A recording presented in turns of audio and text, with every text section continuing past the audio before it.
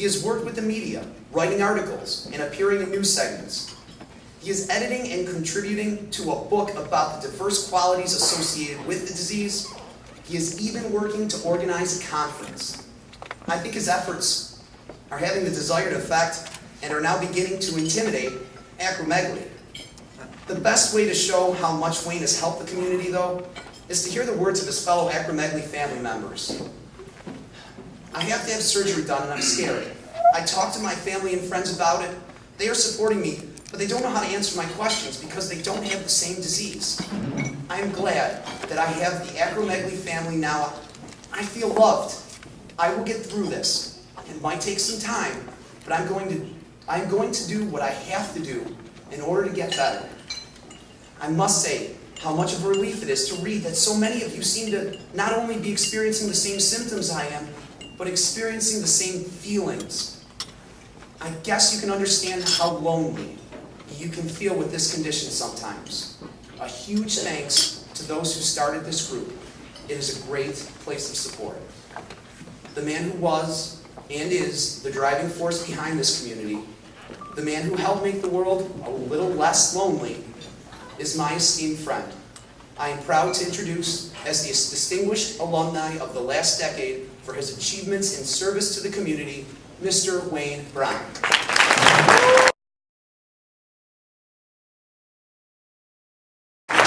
Life is filled with key pivot points.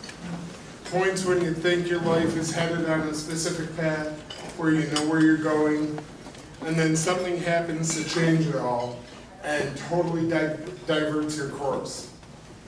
When I came to Daemen, my life was filled with physical and emotional and mental anguish that I wouldn't actually understand until after I actually graduated from it. It was a life filled with pain. It was a life filled with just unimaginable suffering that I didn't even understand.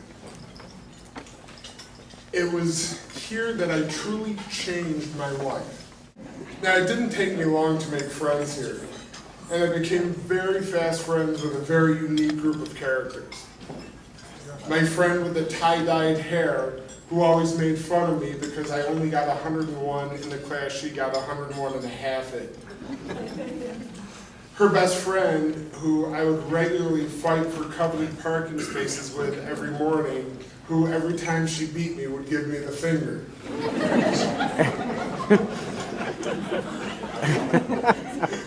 And all the political and football arguments that would take place in the history lounge that got so loud that classes down the hallway, professors would have to close the door.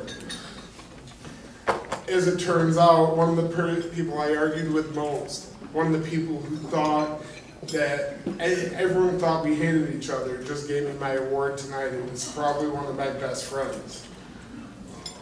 Daemen helped me find the tools inside me and how I needed to use them.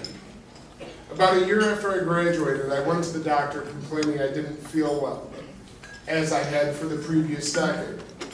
I guess he decided he was tired of my nagging and sent me to a specialist to where I would eventually be diagnosed with this disease called acromegaly, a disease that I couldn't even pronounce, much less spell. All I knew was that it was a pituitary tumor. When you've lost your father to cancer, brain cancer, and he lost his father to brain cancer, being told that you have a pituitary tumor is a very bad day. My friends and family tried desperately to help me. They were as helpful and supportive as they could, and for that, I'm always grateful.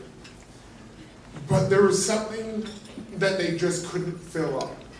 There was a void that they couldn't fill. Why? Because I didn't know what I needed, so how could I possibly expect it from them? That was when I turned to the internet to try and find support.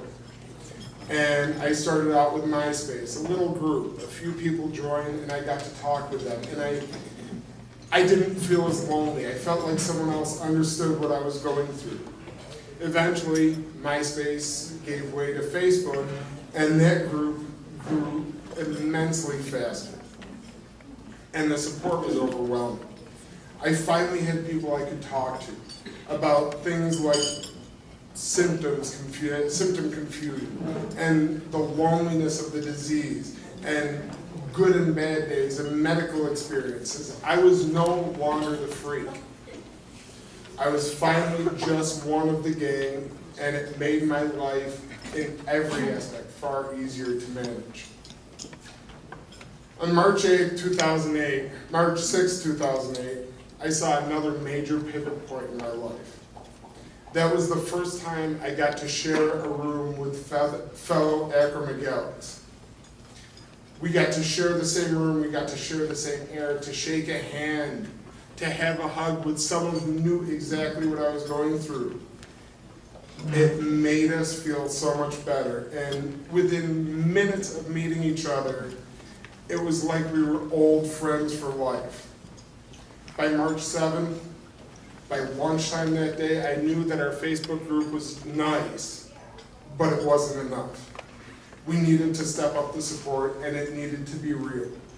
So I started to write out the website, acromegalycommunity.com. Mind you, I was flat on my back recovering from a hernia surgery at the time, but I wrote the whole thing from my couch longhand. It's hard to believe that this website is still in its infancy. We've only been around about a year, and already we have members on 5 different continents. And we have members in the hundreds. We're looking forward to the thousands, and it is totally member-supported, member-driven. It is our members, it is their friends, it is their family that come there to support each other that makes our group as amazing as it is.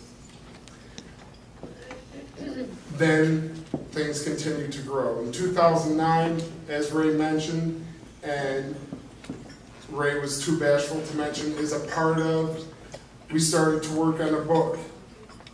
It's already finished. We already have offers from members in 5 different countries to translate it into 5 different languages. We're already starting to talk with agents about who's going to publish this book that is going to change people's lives. Now, finally, Acromegaly Community is on the precipice of greatness. In early 2010, I decided that it was time to really get serious about this organization. Believe it or not, I wasn't yet. Loneliness is everything it's cracked up to be, and there are a lot of people that are very lonely out there and need support. It finally happened. On September 30th, 2010, Acromegaly Community officially became a not-for-profit agency.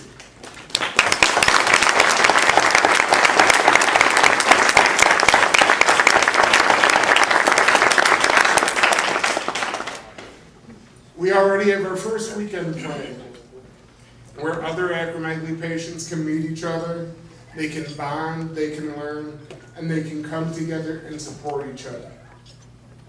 But first, before we do that, we got to celebrate our birthday.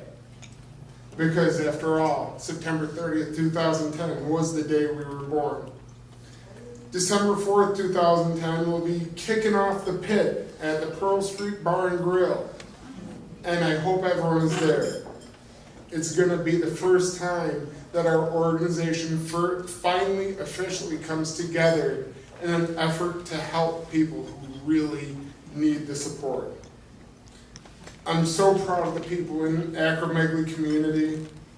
Our group is amazing because of our members.